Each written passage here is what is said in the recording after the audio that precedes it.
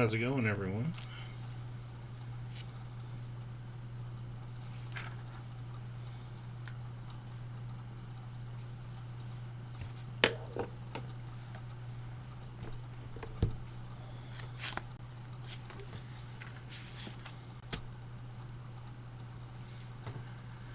Hope you had a good weekend. Ready to go for another week here. Were there any questions on homework, first of all? No coffee, that sounds horrible.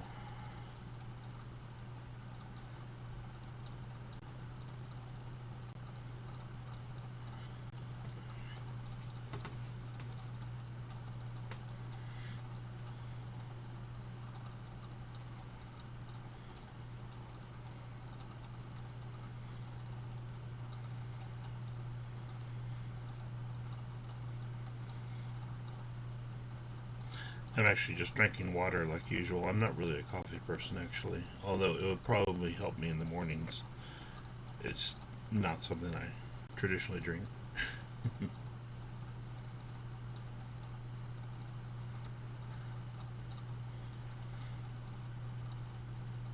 Coffee is good. It does what it does. It's better than soda, at least, or energy drinks. But yeah, not all energy drinks. Most energy drinks is better than.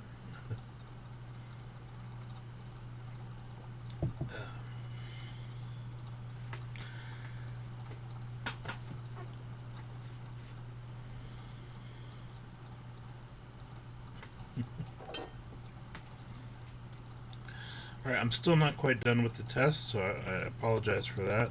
I'm going to finish those up later today.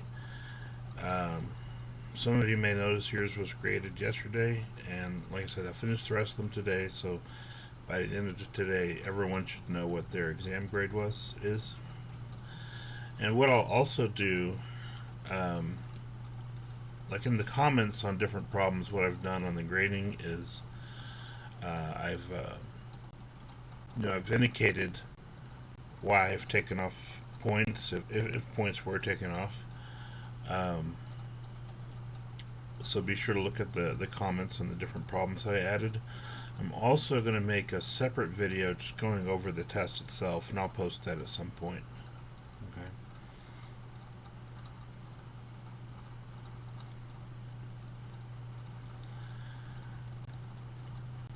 That way, anyone who has a particular problem that they want to look at, you can kind of skip through the video and see my discussion of how to work out that problem, and that'll be something good if you want to review for the final later.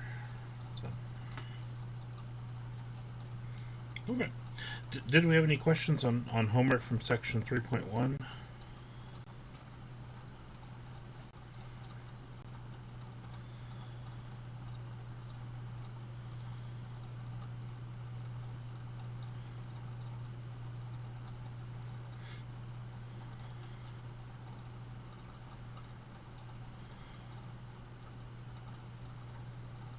No?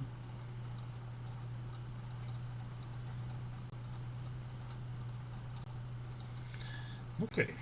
We will continue our discussion with section 3.2 today. Now, overall, for chapter 3, we're only going to cover 5 sections.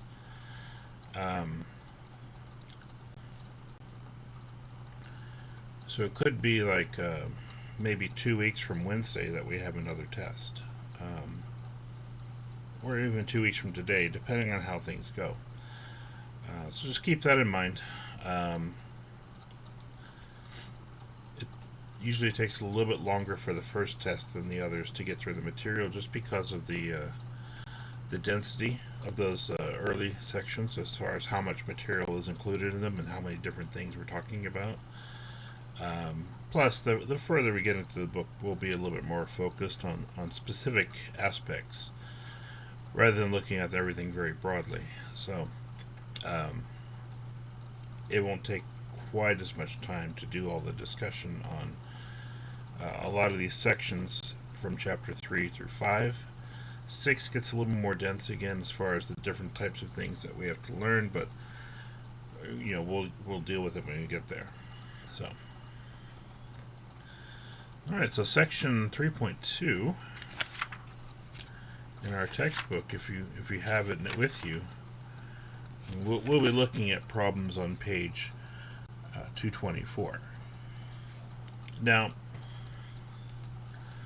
a lot of the things that we talk about in section 2, we've already discussed the fundamentals for in section 3.1 last week. So it's really just a continuation of the same ideas. Now we are translating everything to graphs.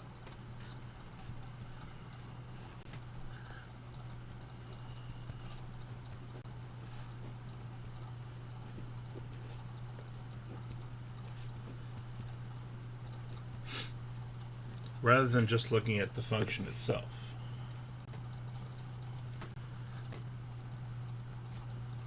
So the topics that we really are interested in here are one, the connection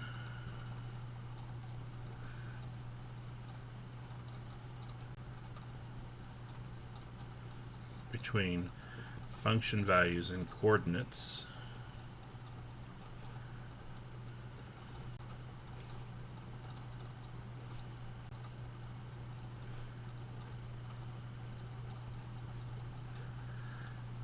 Two, we'll certainly be worried about intercepts, which actually we've already talked about. In fact, that's one of the things that we tested on in this last test. So we really won't spend any more time with intercepts other than as far as how they factor into the problems that we look at in the book. Let's see. And then domain and range for graphs. Now, we talked about domain for a function just by itself, looking at the equation provided. Now we're going to look at how domain and range are utilized in describing a graph, not just a function itself. And so that's another concept we'll have here. And that really covers the things that we'll discuss here. So we're probably not going to discuss intercepts again, so it's really just 1 and 3 that we'll focus on in a variety of different ways. But yeah, the first one, the connection between the function value and coordinates. Let me give you an example.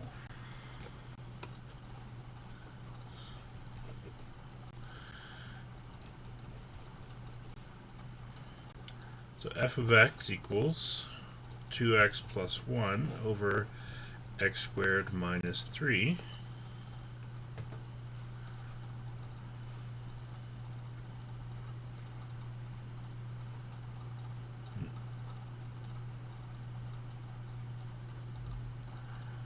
Find f of 2 and the coordinate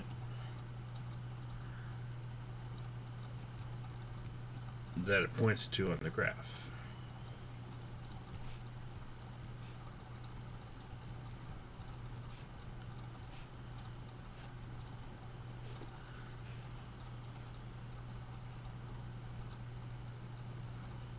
Okay.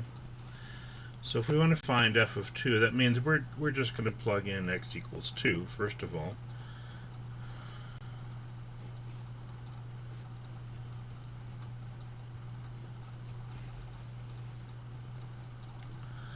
So f of 2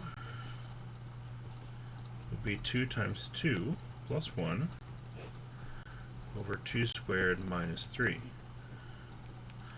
Now we'll still have to go through and follow the order of operations like we normally do, but we'll just work out what happens in the numerator, we'll work out what happens in the denominator, and then our last step will be just to divide whatever results that we get there. So 2 times 2 plus 1, I mean that's 4 plus 1 gives us 5.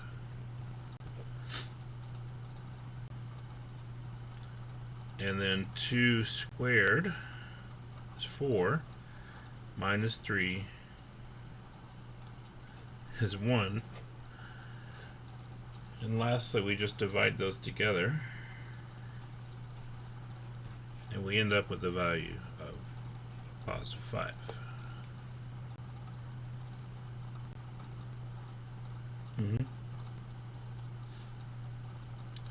So the question is, what coordinate would be on the graph that corresponds to saying that we got a value of 5 when we plugged in x equals 2?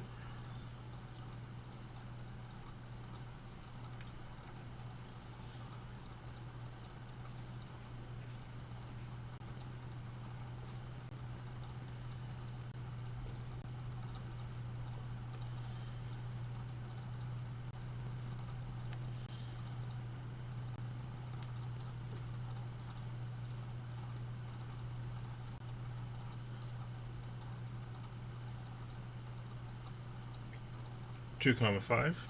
Good.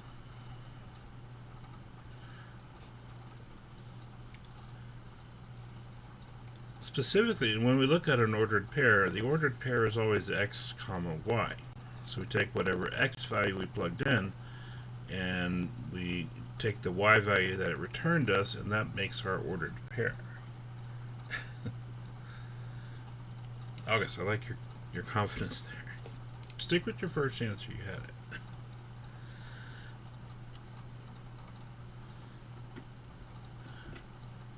So the idea of kind of the analogy that we like to use for a function is like a function is like a machine. You know, the x values are the raw materials that we input into the machine, and the y values are the finished product that the machine returns to us afterwards. And so, you know, we plug in an x value, we do our calculations, and it returns us a y value at the end. So we plugged in x equals 2, and then we find f of 2, that's actually equal to the y value. So that might be a good analogy to help out with that. Okay?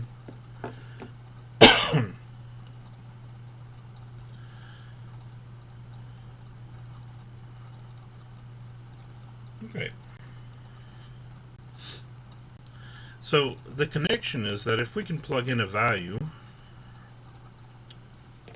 or plug in a number for x, we get a function value, get our y value, then we have a coordinate. Now, we could also, depending on the equation, we could also plug in a value for y and figure out one or more values for x which it might equal.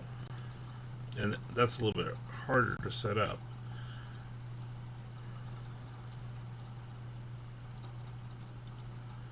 Yeah, definitely harder to set up. Anyway, so I'm not going to try to make up a problem on the spot like that, but it's one of the things that we'll look at here. So if they say, okay, we want to find, we're given x equals a number, that means we plug in the number here and we work out what that's going to equal. If they tell us that y is equal to a number, we would actually plug it in on the left hand. We just replace the whole left hand side with that y value and solve the remaining equation. It's a little bit harder with a rational equation such as we have here, where it's a quotient of two expressions, but still entirely possible. Probably for that problem, I'll make sure we have a polynomial that we use instead. So, but we will look at another example like that at the end of this section. So, moving on from there,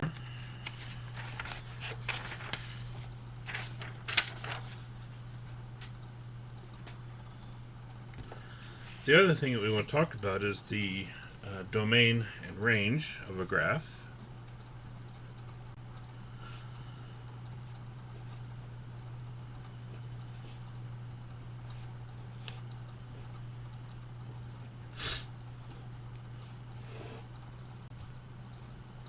Okay, let me just give you an example, and we'll start from there.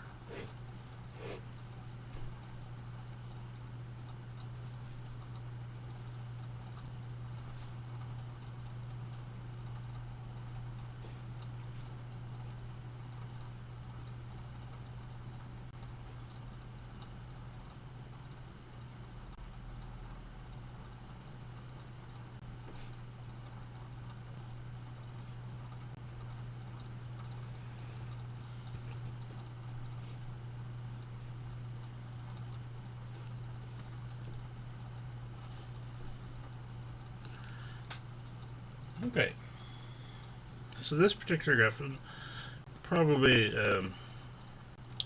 we may not have an actual function that describes this graph. It's possible, but unlikely. Maybe a segment of a larger function, but our graph starts here, goes down, up, and then down again. And with the arrow here, see, when we see an arrow on a graph, it means it continues in that direction. So when we see an arrow going down to the right, not only does it continue to the right indefinitely, it also continues down indefinitely.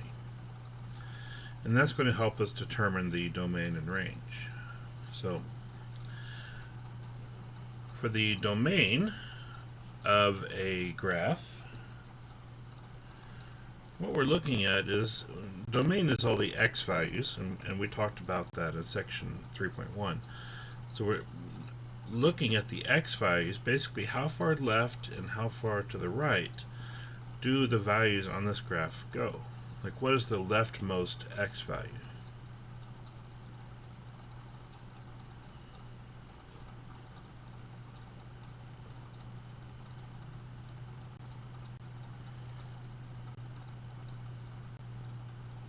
-2. And is there a rightmost x value, or if it keeps going, what do we call that? Infinity, yeah.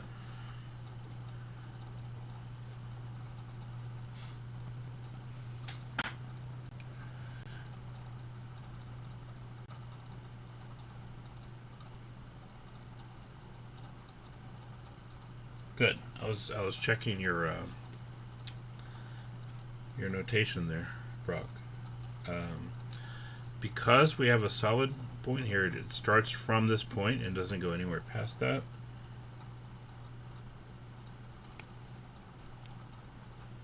You just get auto-corrected.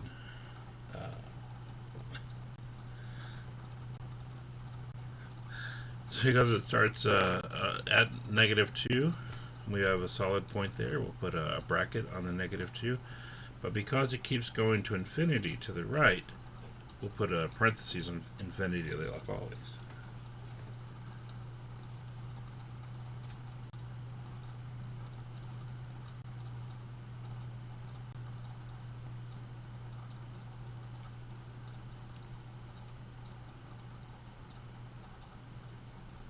Okay. So it's important to get our notation correct. Now, our range. So again, the domain is always left to right, how far the graph, or between which points the graph exists. So it's between x equals -2, continuing all the way to infinity. Because the graph is a solid line, we're not skipping any of the points in between.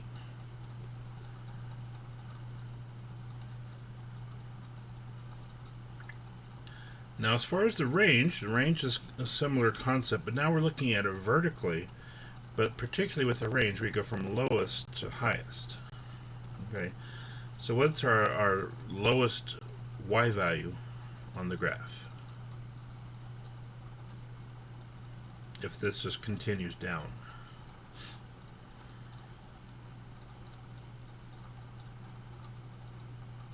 Infinity?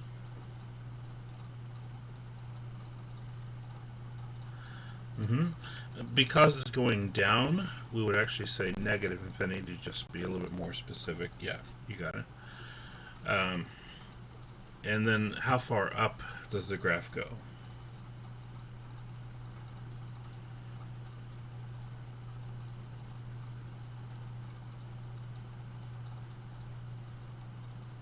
Up to 3. And again, in infinity, we always put parentheses there. But 3, because we include the 3, we'll go ahead and put a bracket on that one. Now, what I see a lot of students confuse is they'll look at this coordinate, and for the range, they'll put 2, -2, because they're looking at the x value. But we make sure we're looking specifically at the y value. X is always the domain and Y is always the range. That's the thing that we need to remember. That way we can get these different values straight in our minds. Incidentally, what are the intercepts for this graph? What are the X intercepts first?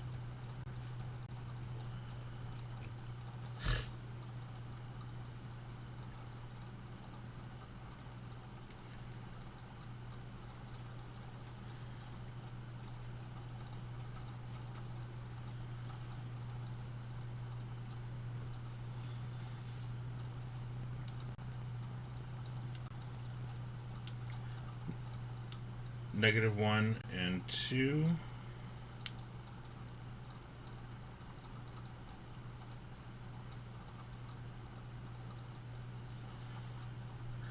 Now when we write these, let's go ahead and write them as an ordered pair. So -1 comma 0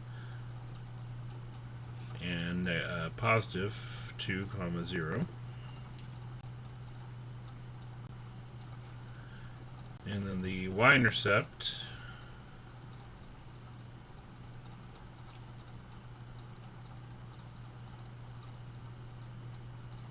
so it crosses the axis, or touches the axis here, it crosses the axis here. What about the y-axis?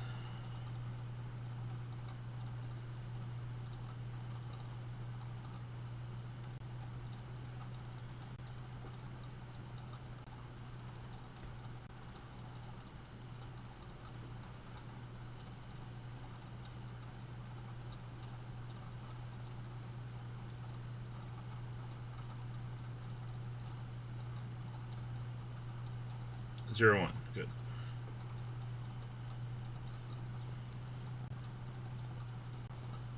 Okay.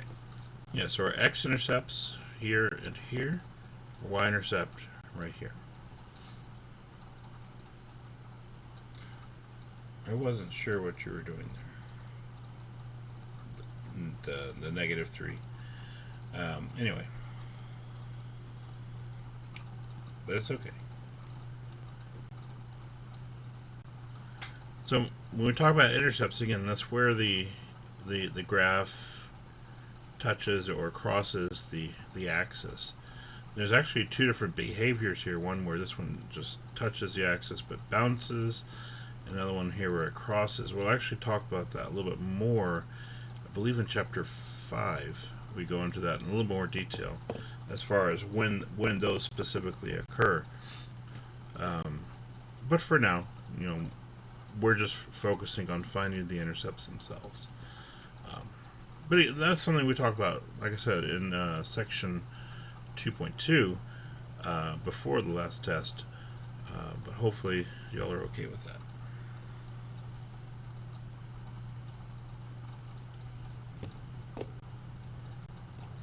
Also, I didn't label my axes. That might be a little confusing if y'all are rusty on it. Okay.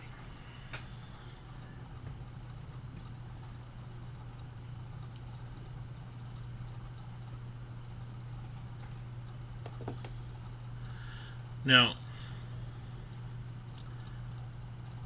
let's say this particular graph represents f of x. And there's some other questions we could ask here. And I'll try to fit this in.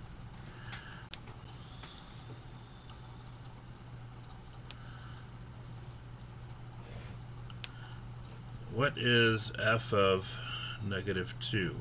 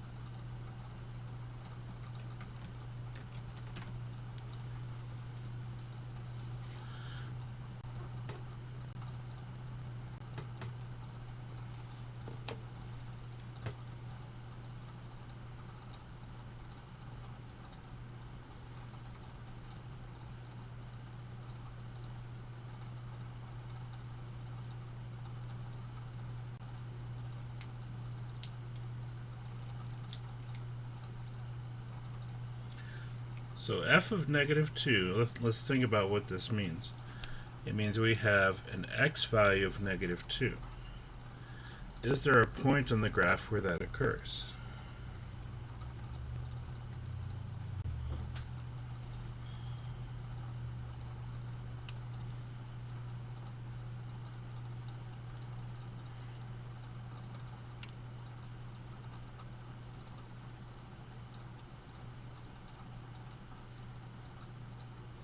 Negative 2 comma 3. So we could say f of negative 2 equals 3 since negative 2 comma 3 is a point on the graph.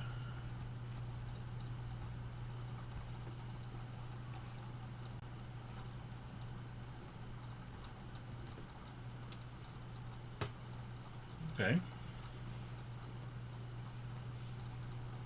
Those take a little more work because we're actually talking about a similar thing to what we discussed before about the connection between a function and the graph, but this time it's backwards from how we mentioned it previously. So it means we have to be a little bit more flexible in our thinking. We want to be able to take the same concepts and apply it from one direction to the other and then back again. Okay, so it may not seem immediately obvious to some of you, which is fine. Because we're saying if we want to find f of negative 2, again, and when we say f of a number, that's our x value in the parentheses. And so, can we find a coordinate where the x value is negative 2? Well, right here, we have a coordinate of negative 2 comma 3. And so if the x value is negative 2, then the y value is 3. And we have that right there. So the other question we could ask is, when is f of x equal to 0?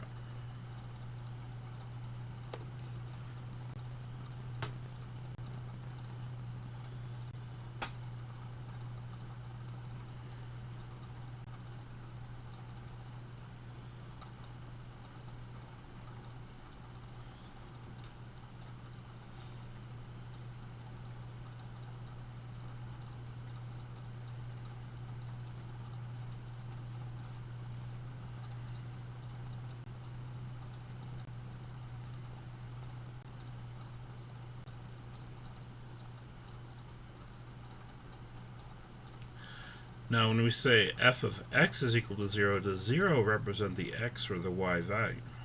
That's the first question we ask ourselves. Because we know when we had f of negative 2, x is in parentheses. But if we're given f of x equal to a number, then this should indicate which variable? This is the y variable. Good. So now we're saying y is equal to 0. So are there coordinates on this graph where the y value is 0? Not 1. Negative 1, good, because we have negative 1 comma 0.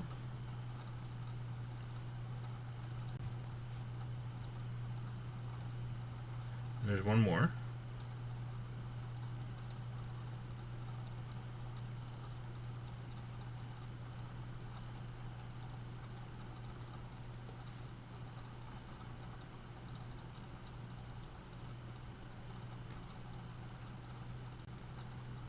And negative 1 and 2.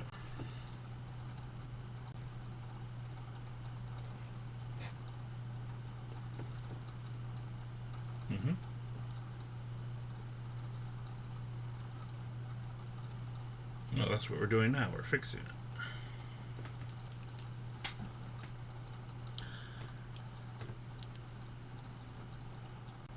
There's a lot of graphing elements in this chapter, I'm not going to lie. But, we'll certainly do our best to get it sorted out.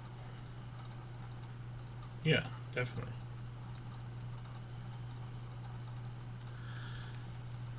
So we took f of negative 2, that means we had an x value of negative 2, And we found a corresponding value of 3 because we have the point -2, 3 on the graph. So if x is -2, then y is +3, based on that. If we say f of x is equal to a number, 0 in this case, then that actually gives us the y coordinate of 0. And so we look, which of these points have a y coordinate of 0? That's x equals -1, where that's true, and also x equals 2, where that's true. So two different locations where we have a y value of 0.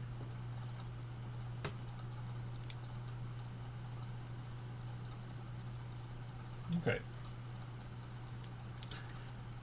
See if I have room for one more question here.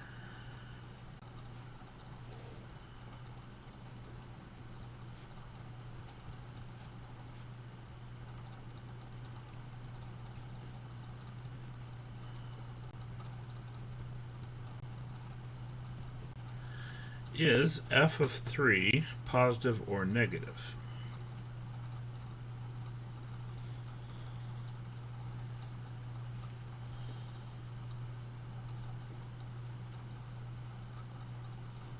Negative?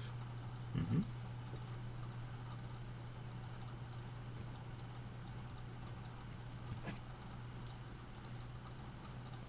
Specifically, when we say f of 3, we're saying x equals 3.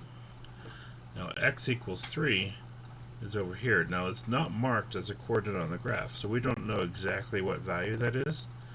I mean, it looks like it'll be -2 specifically, but it's kind of a judgment call just reading the graph when there's no coordinate provided like that.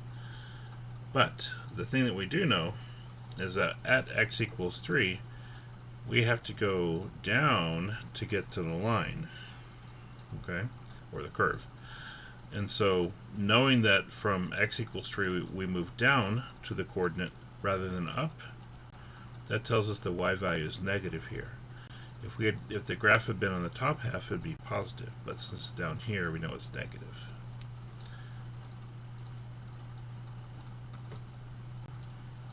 So even though it's not necessarily given to us what exact value is there, we can still figure out whether it's at least positive or negative, and we could even kind of guess from looking at the graph what the value actually is. But it appears to be close to -2, if not exactly -2. But either way, we know it's negative.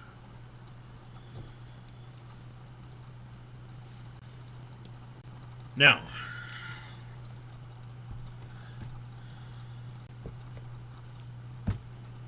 this is problem 11 on page 224. And what you can see that we have here, as well as the answers, unfortunately, but yeah, we have a graph, and they've given us a bunch of different coordinates on the graph. They've labeled all the coordinates that they care to label, and they want us to identify different function values like we've been discussing. Find f of 0 and f of -6. So we look at which points have a coordinate of x equals 0 and -6. And we repeat that for part B. C is f of 3 positive or negative, same type of question we just looked at.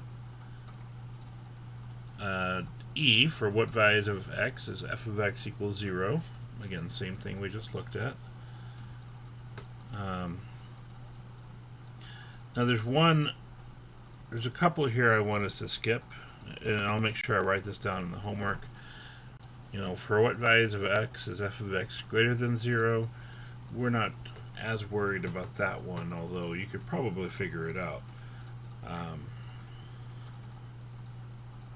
And then something like k and L, how often does the line y equals 1/2 intersect the graph, or x equals 5? We're not as worried about those right now either. So again, you could probably figure that out, but I'm going to have you skip those 3 parts specifically when I make the assignment. But it's the same concepts with what we were just talking about. Finding f of a number, is f of a number positive or negative? Finding f of x equals a number. Find the domain, find the range, x intercepts, y intercepts, all the same thing we just talked about. but a few more questions with a line with a lot more points on it. So a little more detailed, but really the same concepts we were just discussing. Okay. And then the next parts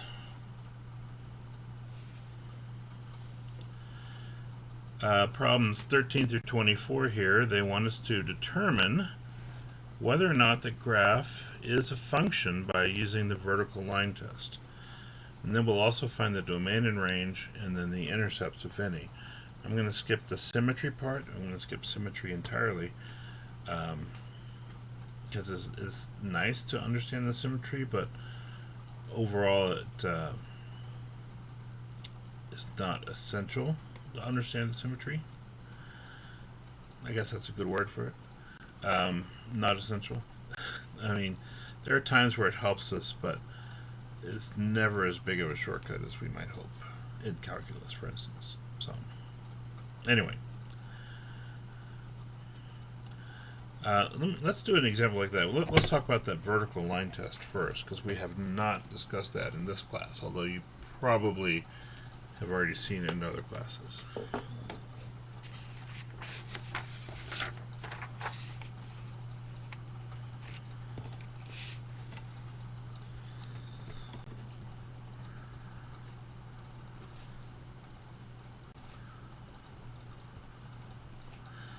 The reason we have the vertical line test is that not all graphs are functions.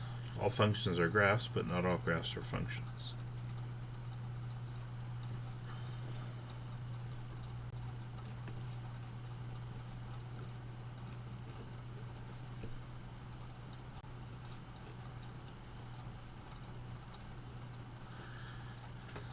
So that's the first thing. We know that not all graphs are functions. A graph is a function if we can draw a vertical line, if any vertical line drawn on the graph only ever intersects the graph once, or the line once, or the curve, whatever it is we're looking at. So a graph is a function. Let me word that a little bit better. Provided any vertical line drawn on the graph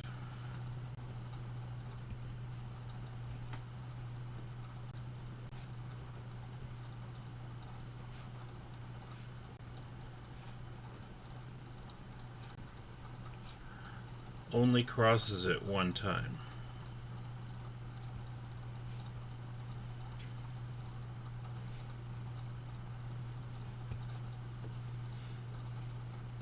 If it crosses it more than once, then the graph is not a function.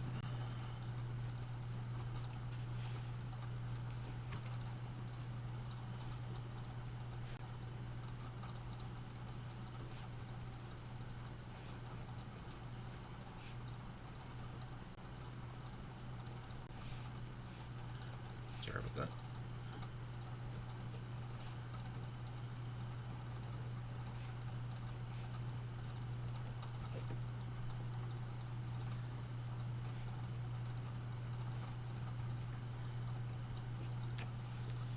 Okay.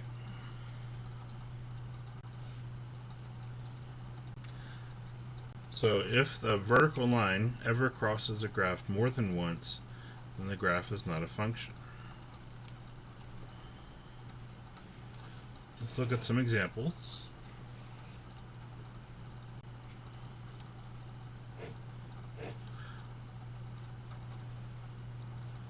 Is this a function?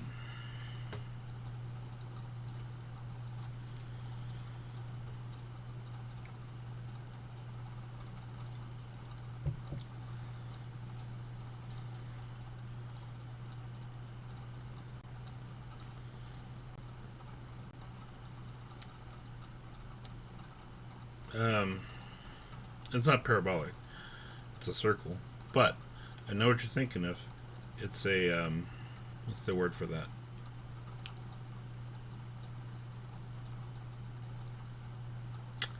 Shoot, I forgot the word. And it's probably the word that you're thinking of.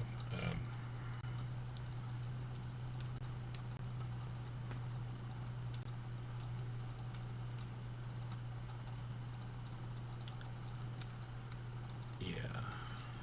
Okay, that's just going to bother me now. That's the whole group of them, parabolas and circles and ellipses and hyperbolas. Conic section. It's a conic section.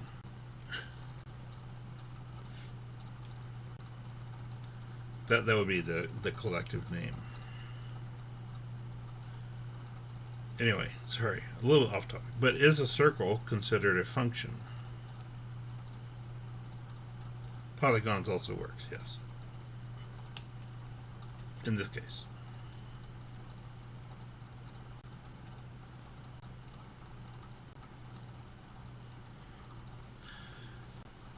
So if we draw a vertical line,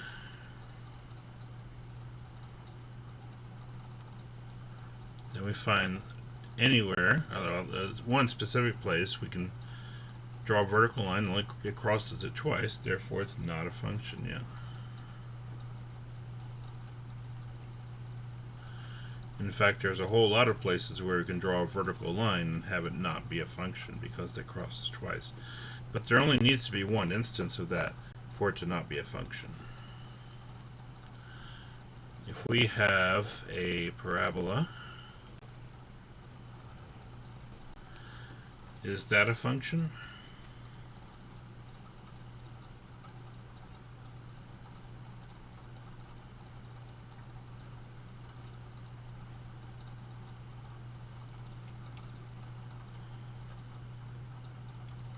Yes. Yeah, any vertical line that we draw here would only cross the graph one time. Never crosses more than once, therefore it must be a function. Now if we took that same parabola but pointed it to the right instead, is it still a function?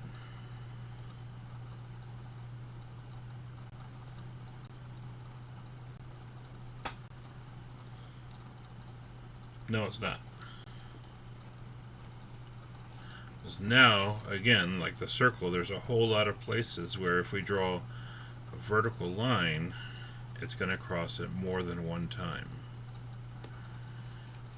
One way that we always recommend that you do this is if you take your pen and you move it across, vertically on the paper, you can see where the pen would cross the graph twice on the circle and the sideways parabola.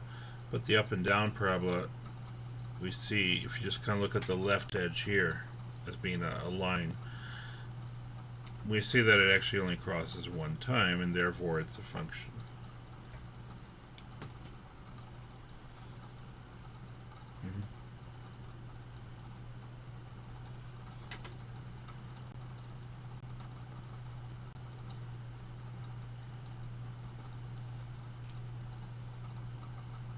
Alright.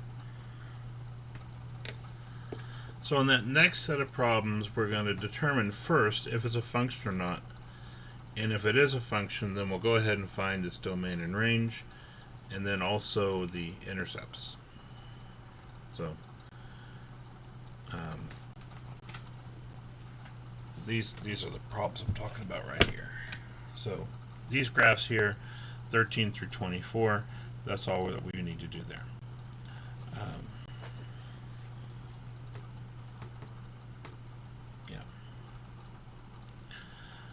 All right. One other problem I want to look at. This is example 26, just on the right side of that page there. Let me get a new sheet of paper for that.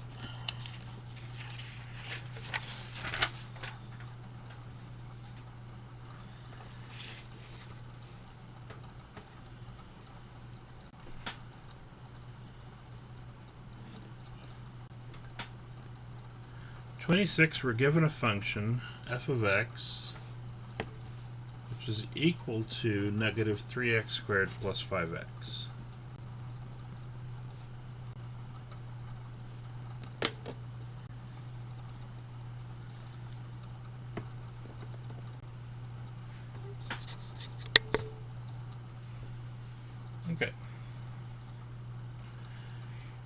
can see these problems in particular, they have multiple parts. And also the answer is there because it's the teacher's book. But, so A is the point -1, 2 on the graph of f. B, if x equals -2, what is f of x? And then what point does that correspond to? If f of x equals -2, what is x? And what point or points are on the graph of f? What is the domain? And list the x and y intercepts. Okay, similar to the types of things that we've already been talking about, but now we're once again just looking at the function itself rather than just the graph. But again, we want to be able to answer these questions from all angles, basically, whether we have a graph of a function or the definition of the function, the equation itself.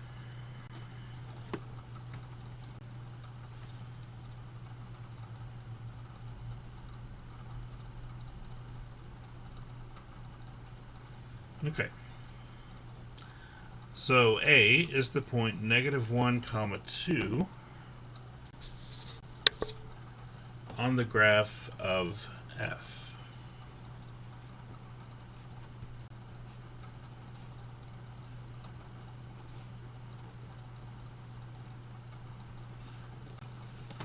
So the question is, how are we going to figure that out?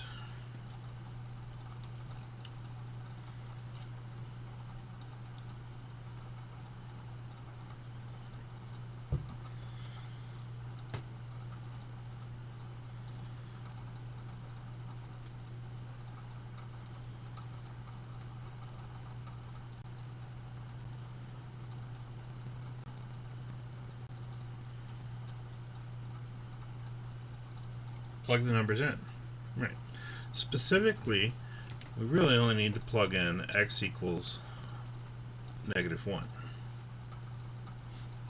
Okay, so if we take -1 and plug that in,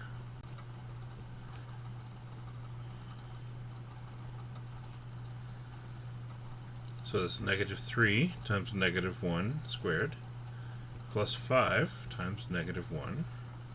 Okay. Now, order of operations says we'll square the -1 first, so that's a +1. And then we have -3 times 1. And then 5 times -1. So what is -3 minus 5? Is that equal to 2?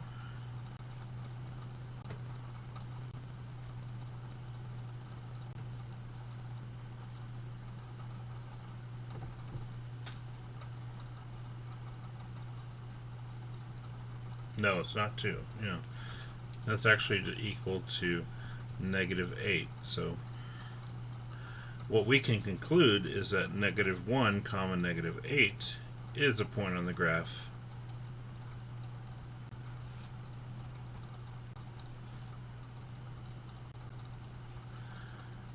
-1, 2 is not.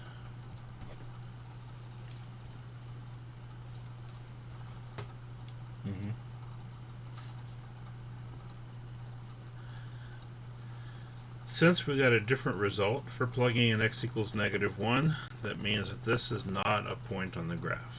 Because x equals -1 has exactly one point on the graph that it corresponds to, and this is it.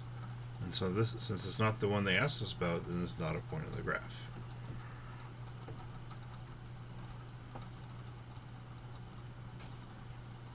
Okay.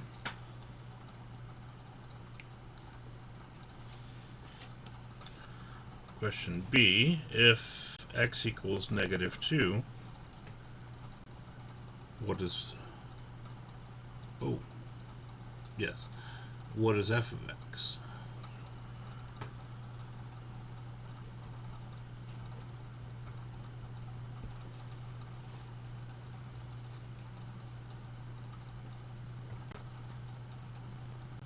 Okay.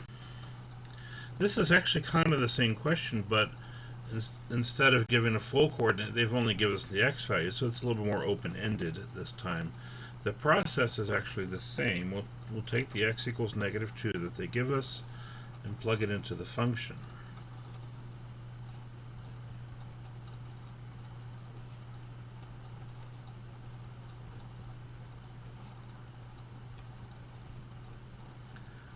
So working out f of negative 2,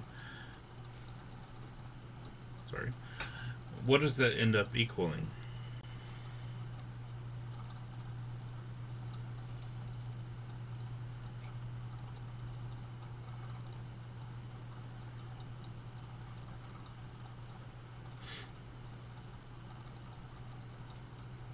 Negative 22, good.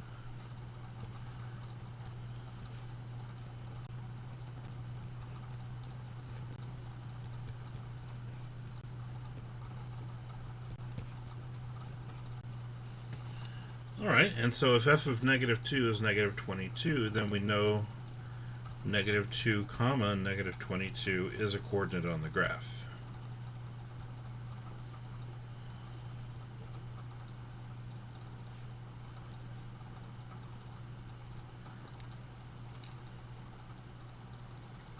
Okay. So what we see here is two similar questions where they ask if a particular point is on the graph, and we test whether or not that's true.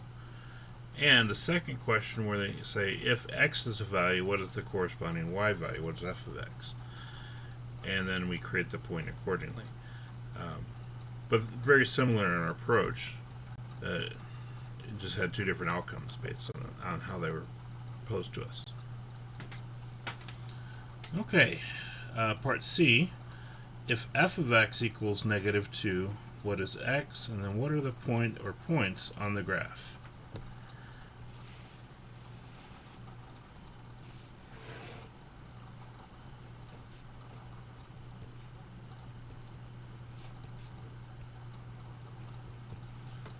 Okay.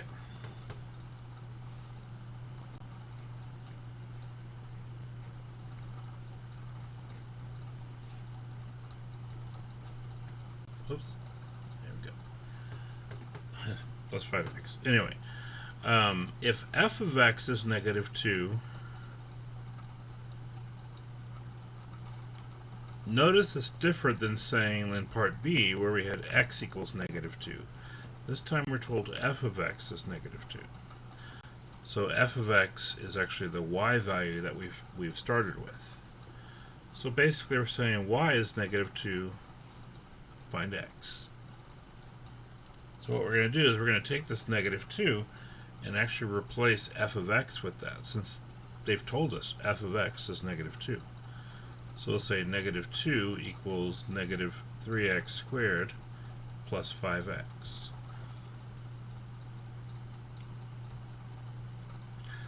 Now for this question, it is going to be factorable, but we may prefer to use the quadratic formula since we have a 3 in front of the x squared. Before we start using the quadratic formula, though, what needs to happen in this expression?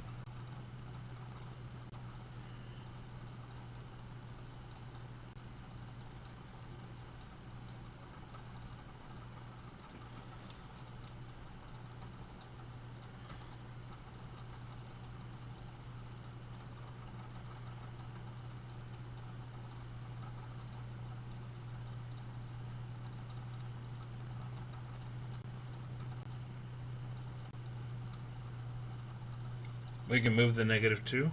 And actually, we can move whatever we need to here. The larger goal is that it has to be equal to 0, but the easiest approach would be to move the negative 2. Yeah, exactly. So if we add the 2 over, 0 equals negative 3x squared plus 5x plus 2.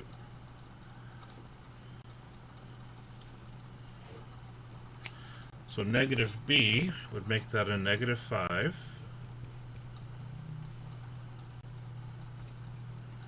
plus or minus b squared is 25 minus 4ac. That's alright. Is that Amanda? I can't remember what the A stands for. You seem to be running a little bit further, like you're seeing things more of a delay, I guess, in the video. I don't know. It's weird.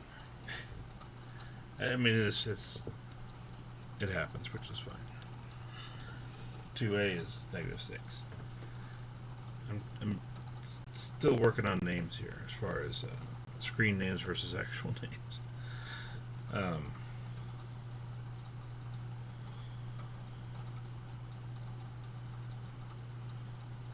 Yeah, so it is a minute. Okay.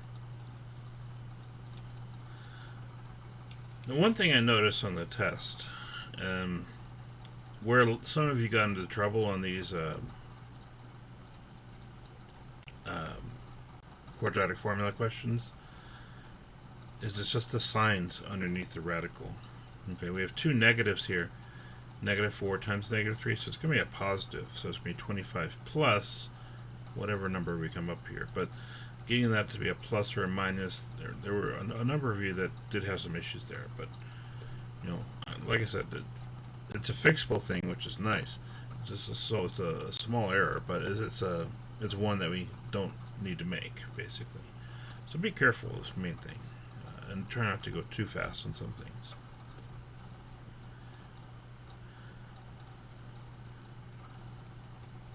Anyway, so we know two negatives are going to make a positive, and then 4 times 3 is 12, times 2 is 24, so it's 25 plus 24 under the radical.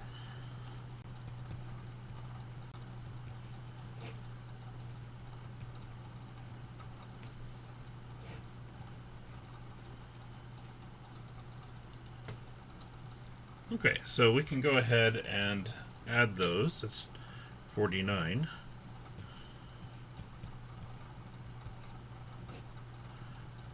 And we can take the square root of 49. I have to go to the next page, sorry.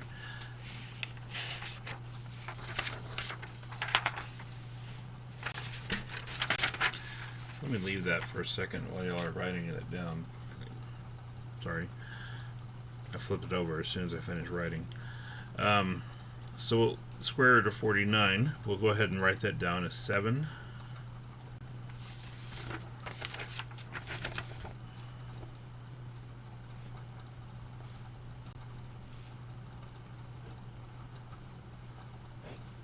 Make sure I get that right.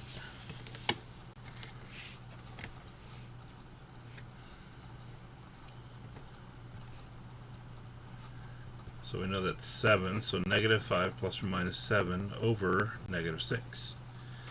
Now, from here, once we get to this point, we'll just branch it off into two equations. So we have x equals -5 plus 7 divided by -6, and x equals -5 minus 7 divided by -6. So -5 plus 7 is 2 over -6. -5 minus 7 is -12 over -6. And so we can see our two answers are x equals -1/3 and x equals 2 once we reduce these and then actually divide these.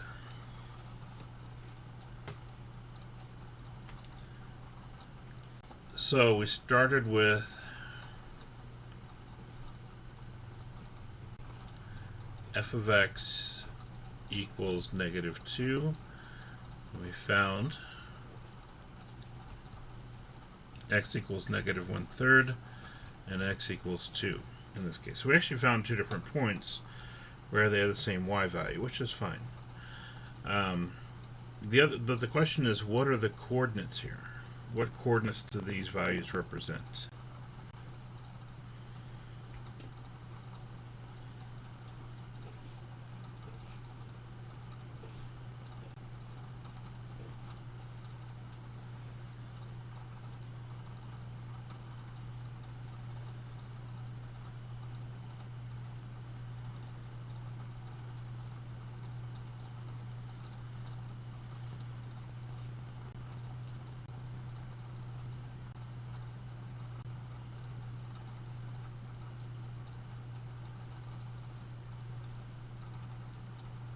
2 comma negative 2 and negative 1/3 comma negative 2. This is one where it's easy to make a mistake, but this is correct. Yeah, we started with f of x equals negative 2, so your inclination might be to put negative 2 first and then each of our numbers second. Negative 2 first and the other number second. However, remember, negative 2 is our y value and these are x values. X always goes first, y always goes second. So we're pretty serious about that order there. And so paying attention to that order, we are able to correctly write the ordered pairs.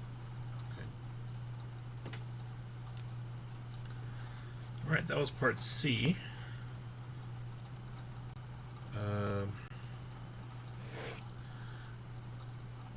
I'm just going to write down the function again before I forget it. Okay. So part D, what is the domain?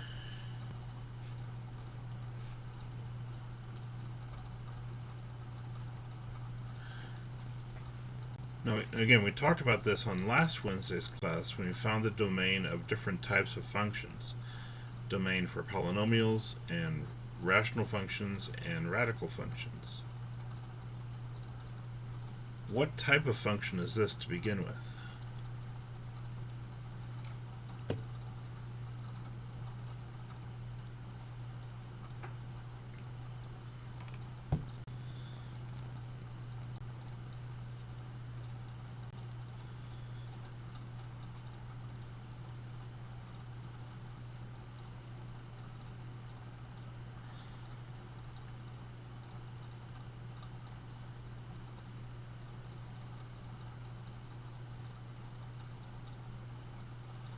So is this a polynomial function? Is it a rational function? Is it a radical function?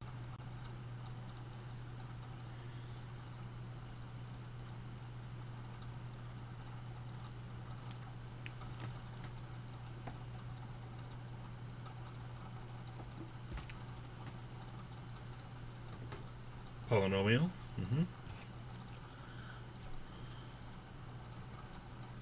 And if it's a polynomial, what does that tell us about the domain?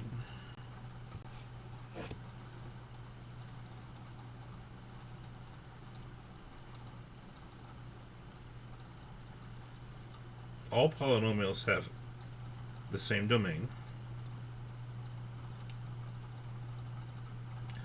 There are no exceptions or restrictions on the domain.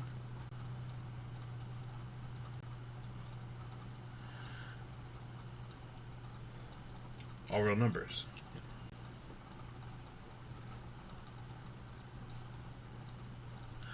What would make this a rational function? A rational function would be two terms divided.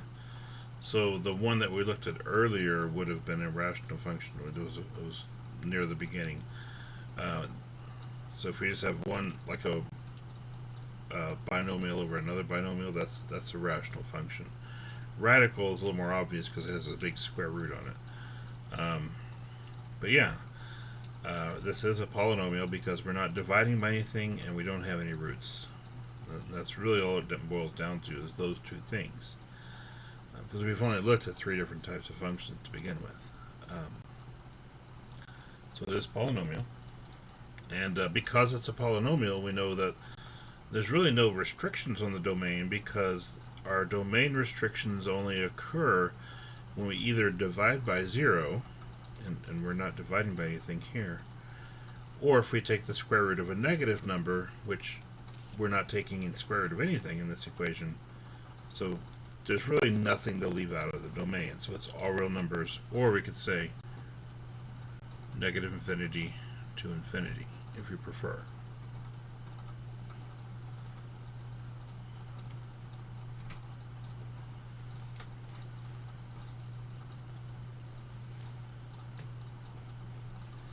Part E, it wants to find the X intercepts.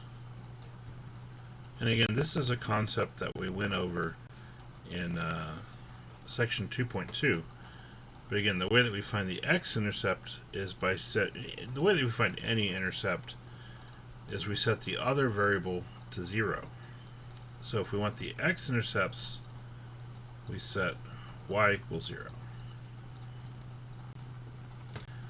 Now, in the function, we don't really have a y. Instead of y, we have f of x, because if this was an equation, we'd see it written as y equals negative 3x squared plus 5x. But as a function, it's f of x equals negative 3x squared plus 5x. But whether it's an equation or a function,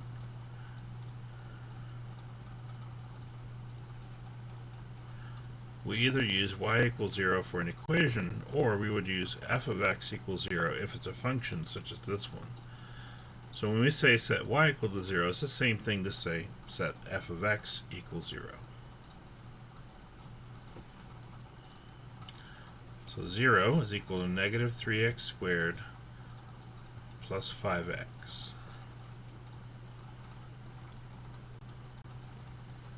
Now, basically we have a quadratic equation equal to 0 that we need to solve. But rather than using the quadratic formula, there's actually an easier way that we can proceed here. Does anyone see what that method would be?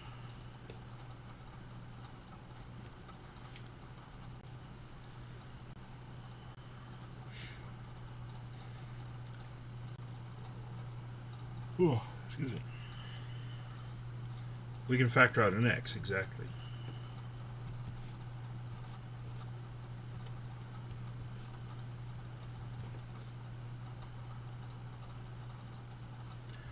And so if we set x equal to 0, then we immediately get x equals 0. What about for the binomial here? What if we set negative 3x plus 5 equals 0? What would x equal in that scenario?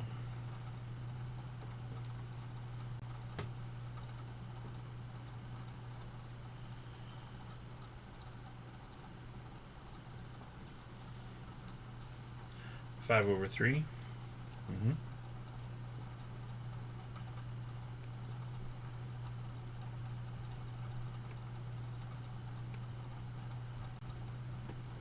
So as coordinates, we would express those 0, 0, 0.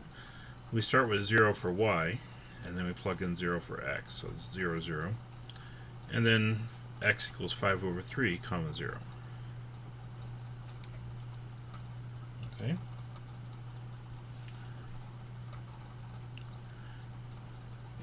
And then part F, our y-intercept, what do we have to plug in to find our y-intercept?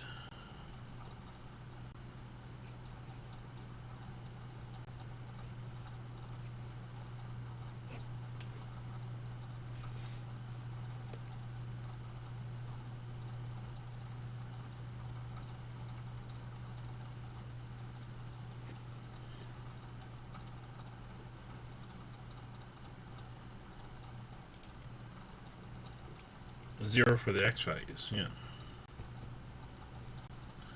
So f of 0 would be negative 3 times 0 squared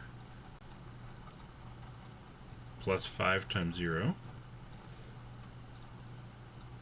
And if we take 0 squared times negative 3 and add 5 times 0, what does that amount to?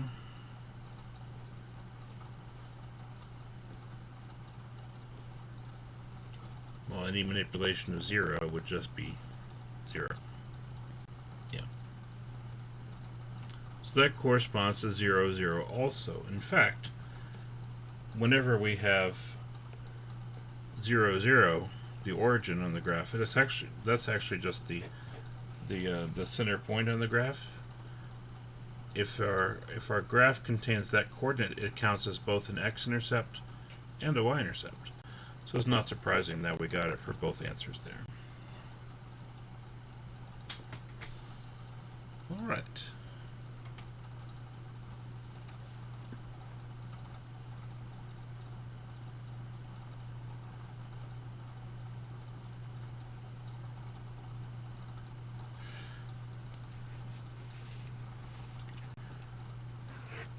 For homework, this is on page 224, as we said. Go ahead and look at number 11.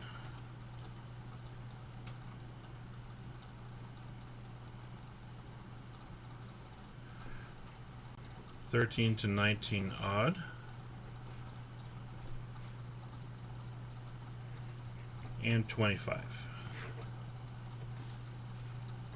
Okay.